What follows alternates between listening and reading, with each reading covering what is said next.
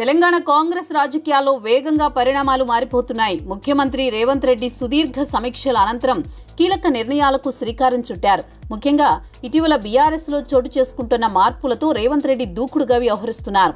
ఈ నేపథ్యంలో పార్టీని పటిష్టం చేసేందుకు పలు కీలక అంశాలపై చర్చలు జరిపారు. పార్టీలో సమూల మార్పులకు ముహూర్తం ఖరారైందనే ప్రచారం జోరుగా సాగుతోంది. పార్టీ రాష్ట్ర వ్యవహారాల ఇన్ఛార్జి మీనాక్షి నటరాజన్ సీఎం నివాసానికి వచ్చి రేవంత్ రెడ్డితో సుదీర్ఘంగా సమావేశమయ్యారు. గత 15 రోజులుగా ఆమె టీపీసీసీ నేతలతో వరుస సమీక్షలు నిర్వహిస్తూ పార్టీ లోపలి పరిస్థితులను నిశ్చితంగా సమీక్షించారు.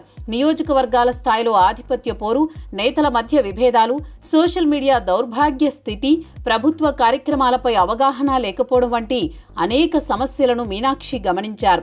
ఈ సమస్యలన్నింటినీ సీఎం రేవంత్తో చర్చించి తగిన కార్యాచరణ రూపొందించాలని నిర్ణయించారు. ముఖ్యంగా జిల్లా స్థాయిలో కార్యకర్తలతో కలిసిన సమావేశాల్లో వచ్చిన ఫిర్యాదులు, సూచనలు ఈ చర్చల్లో ప్రాధాన్యత పొందాయి. ఇకపోతే కొత్తగా పార్టీలోకి వచ్చిన నాయకుల కారణంగా పాత నేతలు ఎదుర్కొంటున్న అసౌకర్యాలను కూడా సీరియస్గా పరిగణించారు.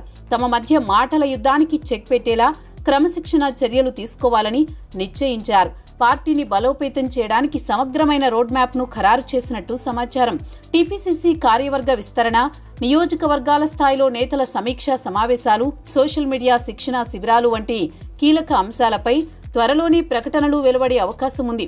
కొత్త నాయకత్వ నిర్మాణానికి ముహూర్తం ఫిక్స్ అయిందనే ప్రచారం కాంగ్రెస్ శ్రేణుల్లో ఉత్సాహాన్ని నింపుతోంది. ఈ పరిణామాల నేపథ్యంలో కాంగ్రెస్ శ్రేణుల్లో ఆసక్తి నెలకొంది. రాష్ట్ర స్థాయిలో రాజకీయ వ్యూహాలను మెరుగుపరిచే దిశగా ఈ చర్చలు సాగినట్లు పార్టీ వర్గాలు పేర్కొంటున్నాయి.